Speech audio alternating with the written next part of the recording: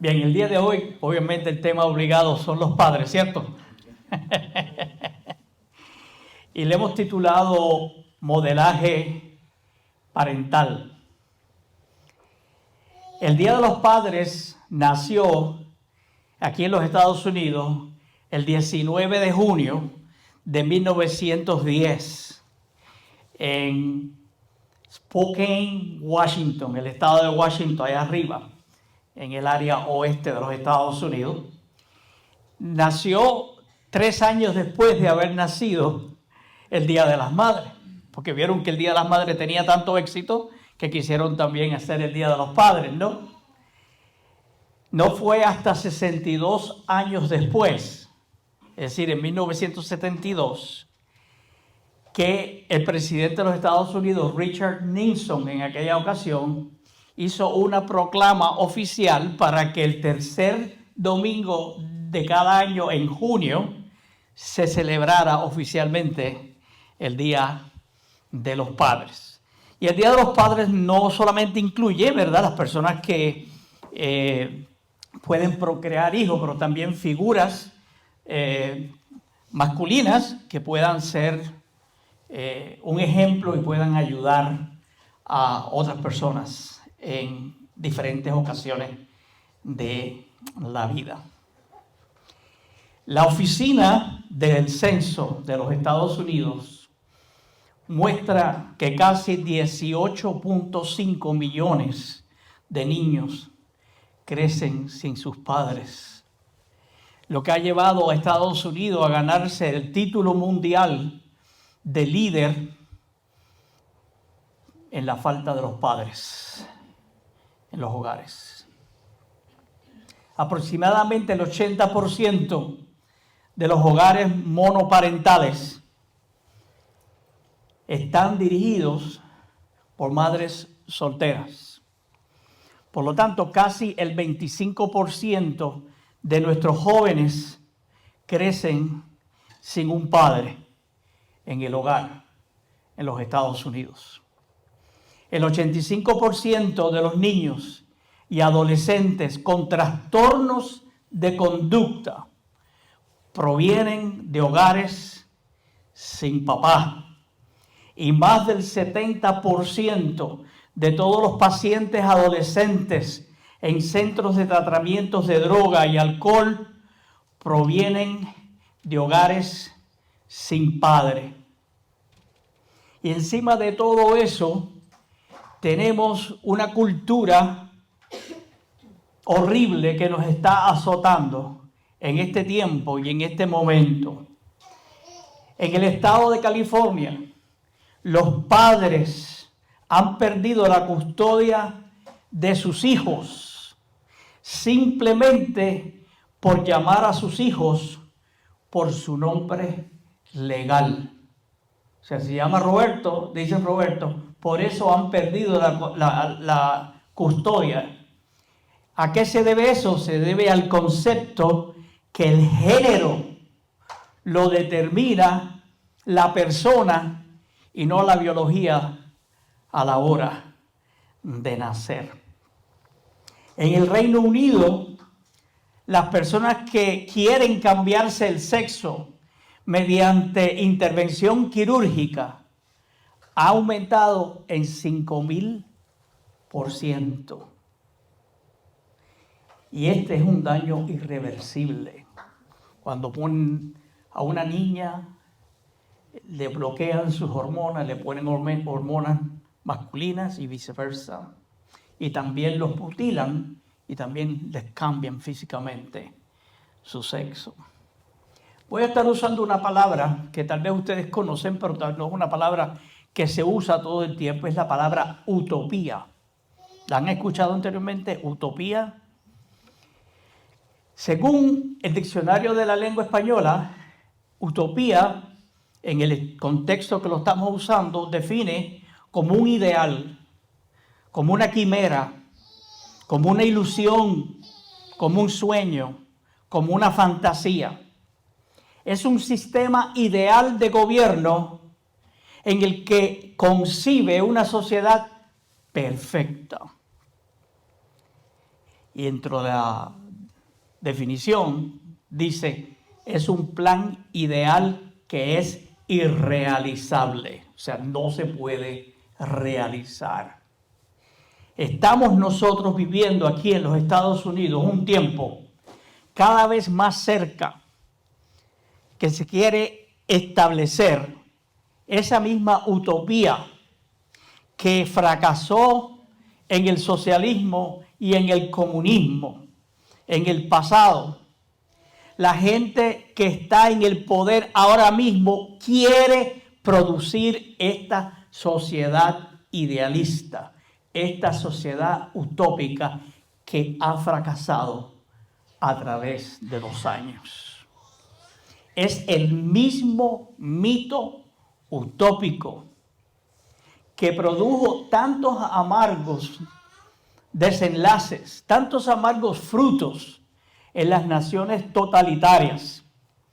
La misma suposición de que la naturaleza humana es básicamente buena. Es el mismo utopismo que rechaza la moralidad trascendente, que ve la moralidad como limitadora, como opresiva. Son los mismos sueños fracasados de la ingeniería social que están a la vuelta de la esquina aquí en los Estados Unidos de América. Y a menos que nosotros cambiemos el curso, nuestro propio camino es un camino hacia la tiranía. En una forma que el gran estadista francés Alexis de Tocqueville llamó despotismo suave. Un estado niñero, un estado nani, ¿verdad? Demasiado solícito, que debilita a sus ciudadanos con la misma profundidad y la manera de mimar a la gente para luego controlarlos y coaccionarlos. El gobierno quiere a nuestros hijos para indoctrinarlos, para hacerlos pensar de la manera que ellos quieren que piensen. Y para ello, tú como padre tienes que perder tus derechos individuales, donde ya el gobierno dice los derechos del gobierno son más importantes que los derechos que tú tienes como padre. Y lo estamos viendo. ¿Por qué? Porque hay muchos niños que están siendo indoctrinados de cambiar su sexo y los están maldirigiendo en términos de muchas cosas morales e inmorales. Y todo eso se lo esconden a los padres y no le dicen a los padres. Eso está pasando aquí en Estados Unidos, hermanos. Y cuando los padres se enteran y los padres protestan, la escuela, el Estado, viene y dice los padres están anticuados, los padres son unos opresores, los padres son unos sinvergüenzas. El Estado es el bueno. El Estado es el que puede realmente ayudarte. El utopismo norteamericano no nació de ayer, tiene sus ancestros en la idea de que el ser humano es básicamente bueno. Y esta idea surge en Francia con el filósofo francés Rousseau, pero también en Estados Unidos tiene una cosa interesante, y es que a ese pensamiento filosófico se le da un molde tecnológico y pragmático que existe aquí en los Estados Unidos. Tiene sus raíces en la revolución científica y que atrae a la mentalidad yanqui. ¿Y cuál es la mentalidad yanqui? Se puede. Podemos hacer. Poder hacer. Esto ha estado evolucionándose, hermanos, por años, por décadas.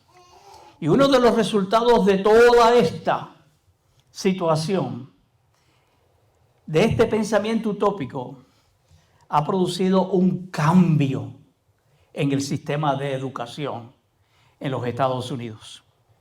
La educación clásica siempre tuvo como objeto la búsqueda de la verdad, ya no más. Ahora te dicen un embuste, te dicen una mentira y juran que eso es lo que es. Aunque tus ojos, tu mente, tu razón te dice que eso no es verdad, ellos se caen en el piso, les da un tantrum y te dice que sí, que esa es la verdad, porque nosotros somos el Estado. Nosotros somos la junta de directores del distrito escolar y nosotros establecemos aquí cuál es la verdad y cuál no es.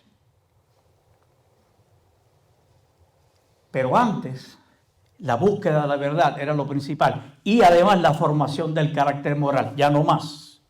Ahora es la formación del carácter pecaminoso. Ahora el pecado está institucionalizado y ya ahora, como dice la Escritura, a lo malo le llaman bueno y a lo bueno le llaman malo. Así que este pensamiento utópico ve la naturaleza humana como un mecanismo reactivo. Un mecanismo que se puede manipular, que se puede moldear por las leyes que supuestamente descubrió la ciencia. Así, la educación se ha convertido en un medio de condicionamiento. ¿Oí esa palabra? Condicionamiento.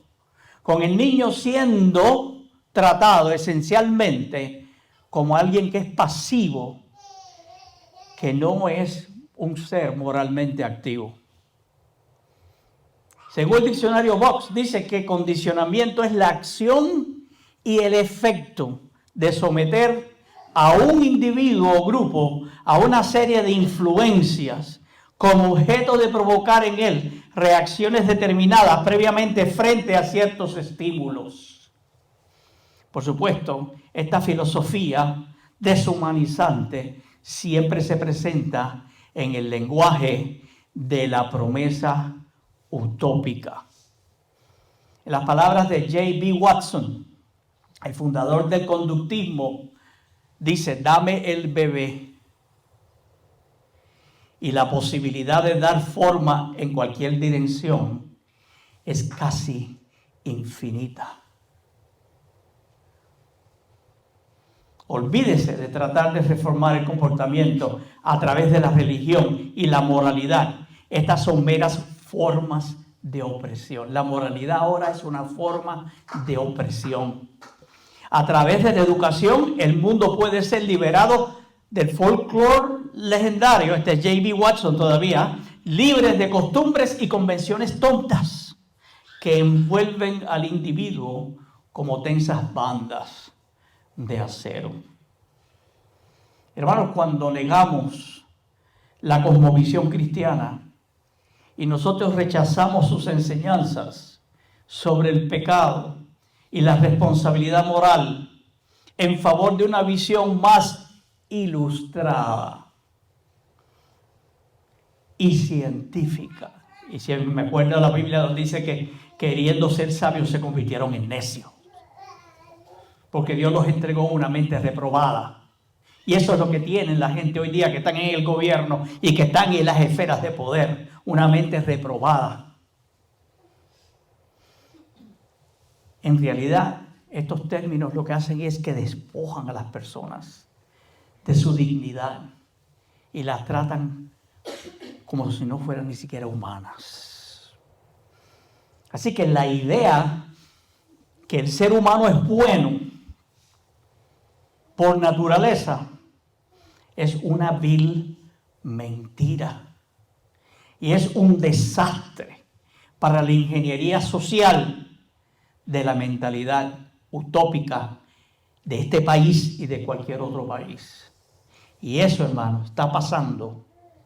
Abre los ojos, porque tus hijos están siendo indoctrinados y tus hijos están siendo dirigidos en una dirección que no es la correcta. En Marcos capítulo 10, verso 18 dice: Jesús le dijo: ¿por qué me llamas bueno? Esto es el joven rico. No hay nadie que sea bueno sino solo Dios. Jesús no está diciendo yo no soy bueno. Lo que él le está preguntando al joven rico es ¿por qué tú me reconoces a mí como bueno? Porque Dios es el único que es bueno, ¿no? Y si Dios es el único que es bueno, entonces nadie más es bueno, ¿cierto? Esa es la realidad. Romanos 3:12 dice, todos se desviaron, a una se han corrompido. No hay quien haga lo bueno, no hay ni siquiera uno. Romanos 3:23 dice, por cuanto todos pecaron y están destituidos de la gloria de Dios. Pues todos hemos pecado. Nadie puede alcanzar la meta gloriosa que Dios ha establecido. ¿Ustedes no han escuchado decir, hay una víbora en el pañal? En inglés, there is a viper in the diaper. Esa ahí pega mejor porque es una combinación, ¿verdad? There is a viper in the diaper. Hay una víbora en el pañal.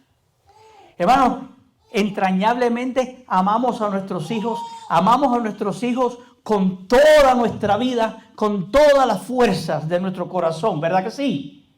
Pero eso no significa que nosotros no reconozcamos que como nosotros, nuestros hijos han nacido en un mundo caído, que perdió la imagen original de Dios que Adán y Eva recibieron en el momento en que ellos fueron creados. En Génesis 1:27 dice, Dios creó al hombre ¿a qué imagen? A su imagen, a la imagen de Dios. Los creó a imagen de Dios. Hombre y mujer los creó.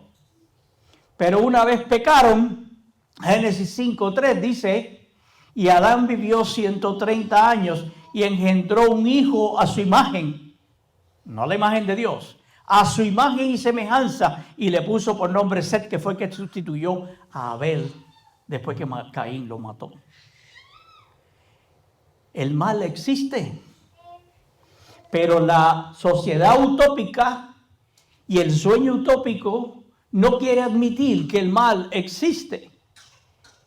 Nosotros hemos visto los asesinatos en masa, ¿verdad que sí? En las escuelas y en diferentes lugares.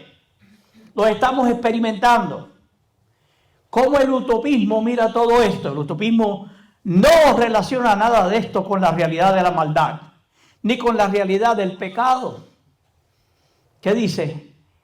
Hay que desarmar a la gente, hay que quitarle las armas. No pueden tener, hay que regular el que tú tengas armas para defenderte. La Constitución de los Estados Unidos te da derecho a tener y portar armas, pero no para defenderte de los vecinos y de aquello, hay gente que está bien, los ladrones y cosas, alguien que te pueda asaltar. Lo original en la Constitución es que te da las armas para tú como pueblo, nosotros como pueblo podamos defendernos de un gobierno tirano que está a la vuelta de la esquina. Y por eso nos quieren regular las armas. ¿Para qué? Porque no. Cuando Fidel Castro subió y Venezuela y todos estos países totalitarios subieron, iban para el poder, Fidel dijo que todo el mundo tenía que tener armas, todo el mundo tenía que tener armas. Y ahí hizo la revolución y el pueblo armado contra Fulgencio Batista y todo lo demás. ¿Y qué pasó?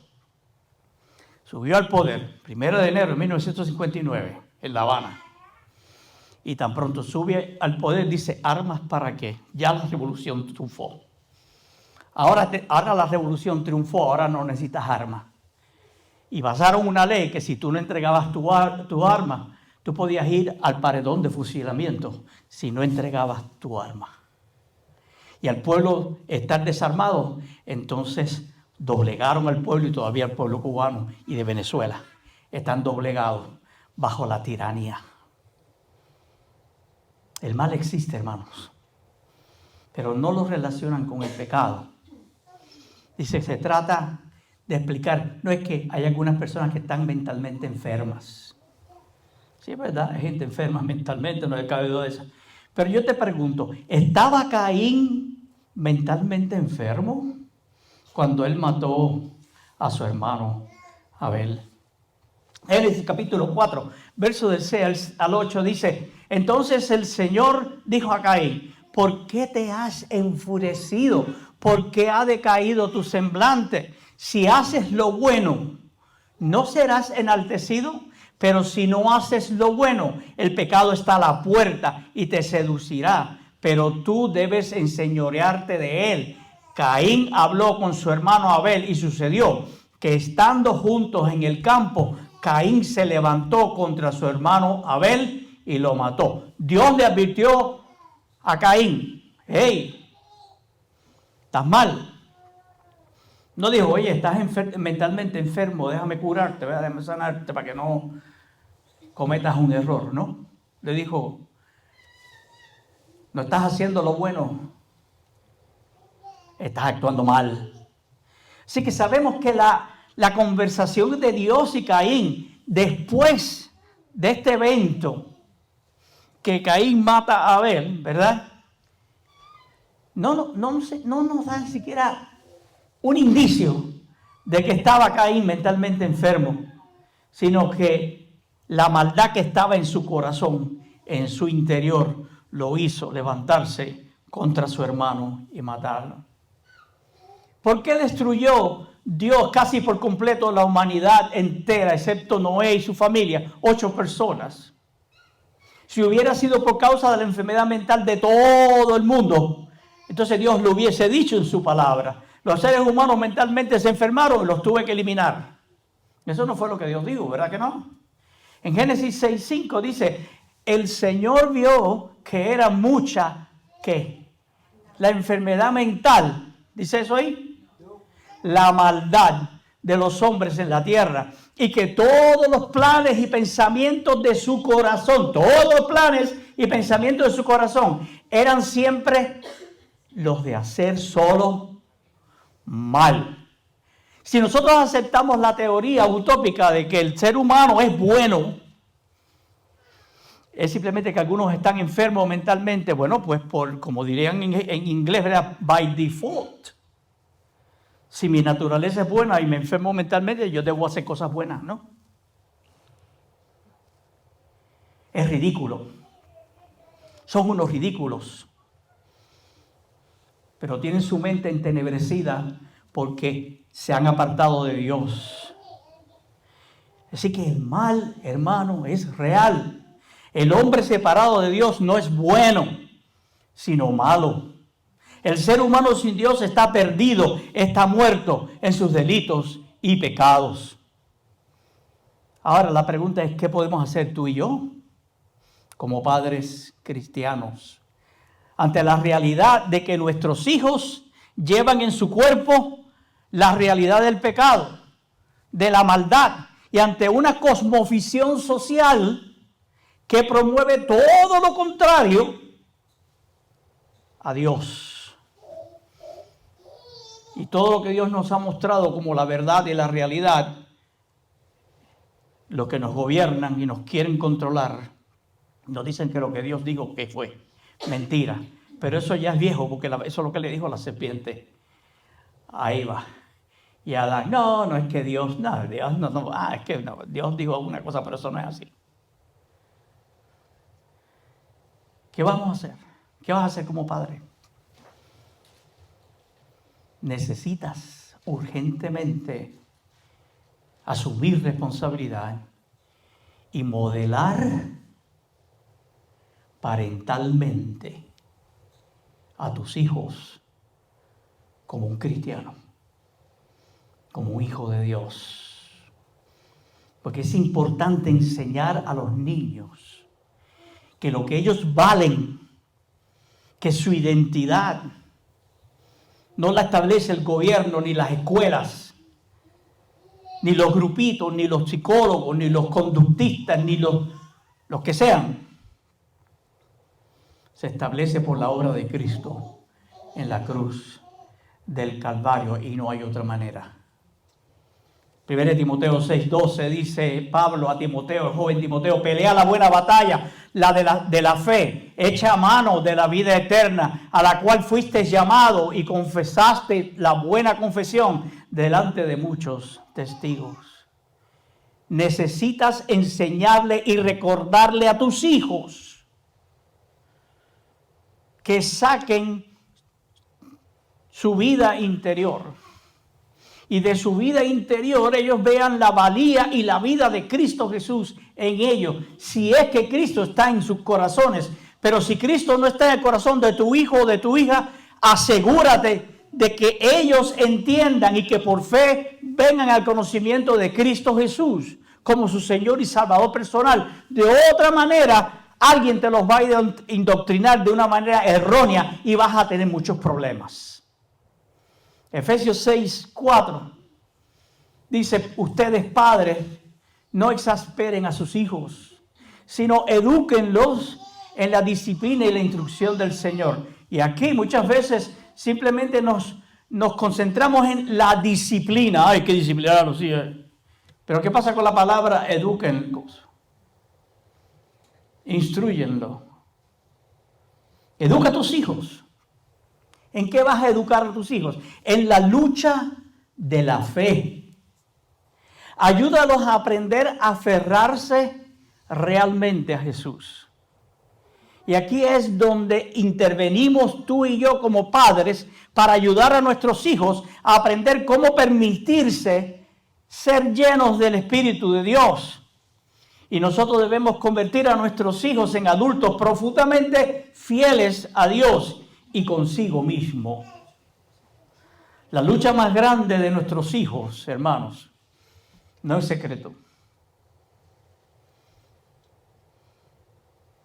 La lucha más grande de tus hijos no es un secreto para ti. ¿Sabes por qué? Porque tus hijos luchan exactamente con lo mismo que tú luchas. Exactamente igual. Todos estamos luchando para sacar nuestro sentido de significado, de satisfacer nuestras necesidades reales y vernos amados y aceptados sobre la base de la actuación de Cristo y no la actuación nuestra. Desafortunadamente, como sucede con muchos adultos cristianos, esa lucha se ha perdido para nuestros hijos debido a la preocupación por el desempeño. Todo es performance, desempeño, ¿ok? Que prevalece tanto en las familias como en las iglesias cristianas. No es que los comportamientos no importen, claro que los comportamientos importan. Aprender a tomar decisiones correctas es importante. La obediencia a las cosas de Dios no es opcional, debe ser obligatoria, ¿verdad? Pero también simplemente consiste en que nosotros enseñemos a nuestros hijos la plenitud que tenemos en Cristo.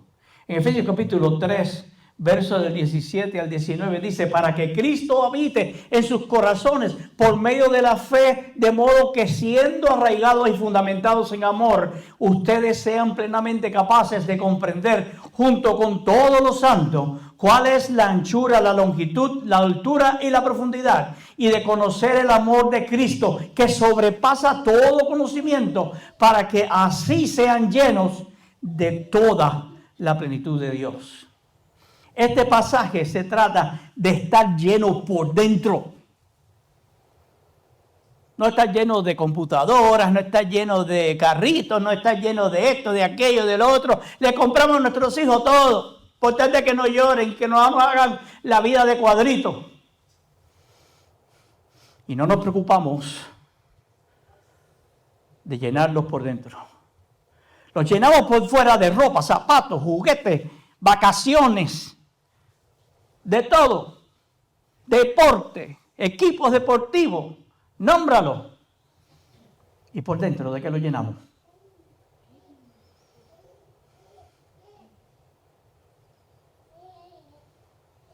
Hermanos, Dios es la fuente de nuestra llenura. Es importante que tú en esta mañana entiendas que necesitas convertirte en el modelo que tu hijo o tu hija necesita seguir. Las Escrituras muestran una forma aún más poderosa de transmitir la forma en que nosotros obtenemos vida de Cristo Jesús. Y es absolutamente esencial para nosotros como padres luchar la batalla de la fe en nosotros mismos primero y ganarla nosotros mismos primero, para que nuestros hijos nos vean luchando con los mismos problemas que ellos luchan también. Y cómo vencer los problemas. Ellos pueden vencer los problemas mirándote a ti como papá, como mamá, venciendo esos mismos problemas, confiando en Cristo Jesús y entregado completamente al Señor. Deuteronomio 6, de 4 al 5 dice: escucha, Israel, el Señor nuestro Dios, el Señor uno es.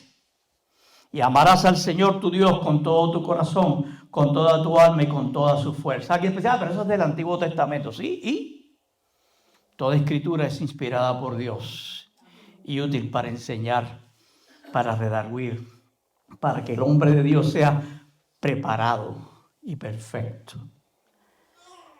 Nosotros que somos del Nuevo Testamento interpretamos el Antiguo Testamento a través del Nuevo Testamento. Pero las cosas del Antiguo Testamento fueron escritas para que nosotros aprendamos de eso. Y este es el mensaje que tú y yo debemos transmitir a nuestros hijos. Tengo un solo Dios. Mire qué sencillo. Tengo un solo Dios. No existe más que un solo Dios. Tengo un solo Dios. No trates de satisfacer tus necesidades internas con un grupo de dioses falsos. Por internet. Por aquí, por allá. Todo eso es insignificante, sí, son sustitutos que no tienen ningún valor. Importante, no solo tengo un solo Dios, pero ámalo. Ama a ese único Dios. Sé amado por ese único y verdadero Dios. Con cada gramo de tu fuerza, ama a ese único Dios. Y eso, hermano, es lo que se necesita. Deuteronomio 6:6 dice: estas palabras que yo te mando estarán en tu corazón. Interesante, ¿no? Este es el método. Paso número 1 para comunicar el mensaje. Escríbelo en tu corazón. El mensaje de que Dios es nuestra vida debe ser el mensaje escrito en las tablas de nuestro corazón antes que nosotros podamos poner y escribir en las tablas del corazón de nuestros hijos. Deuteronomio 6, del 7 al 9 dice: las repetirás a tus hijos y hablarás de ellas sentado en casa o andando por el camino, cuando te acuestes y cuando te levantes. Las atarás a tu mano como señal y estarán como señal entre tus ojos. Las escribirás en los postes de tu casa y en las puertas de tus ciudades.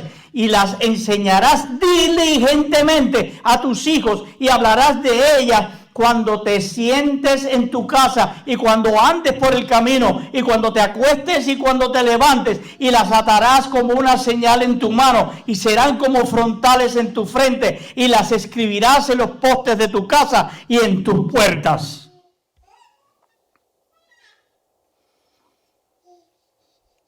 Paso número 2. Transmite a tus hijos el mensaje que primero ha sido inculcado en tu corazón. Tienes que modelar. Lo siento, pero tienes que modelar.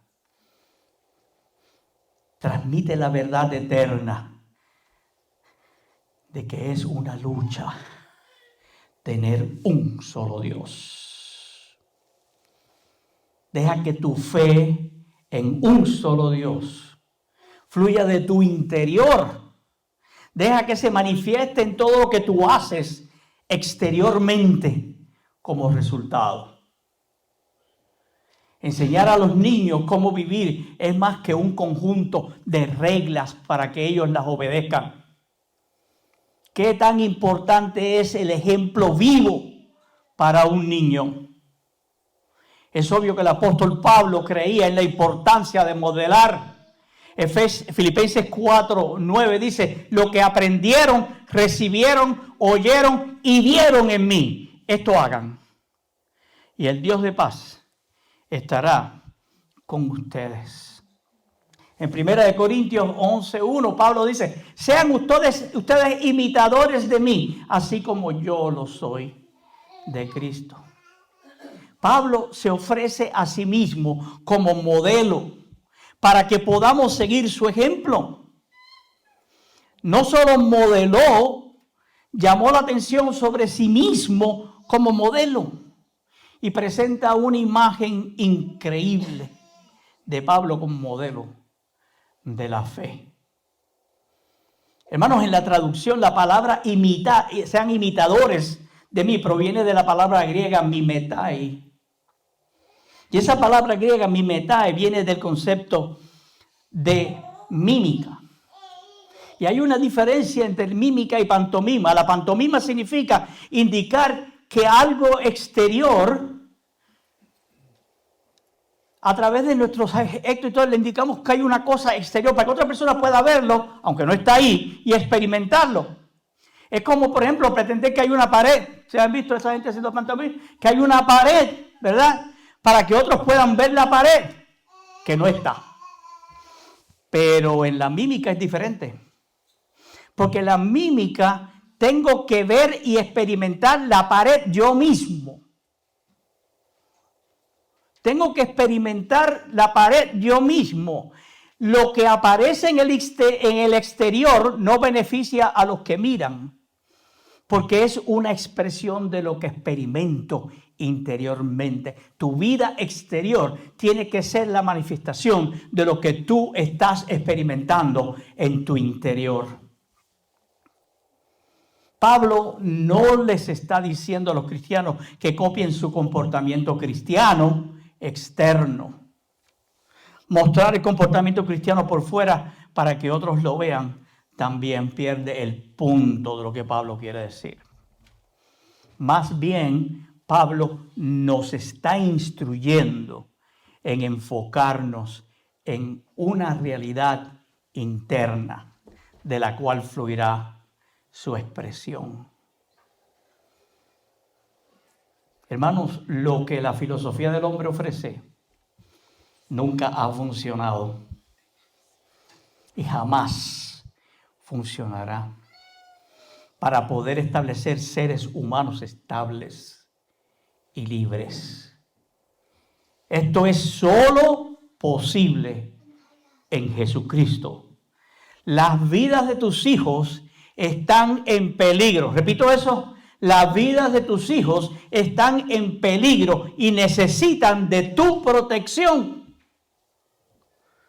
Tus hijos van a ser afectados por tu modelaje. Como padre, como madre. Y te dejo con una pregunta. ¿Cuál es el modelo que tus hijos ven en ti? ¿Cuál es el modelo que tus hijos ven en ti?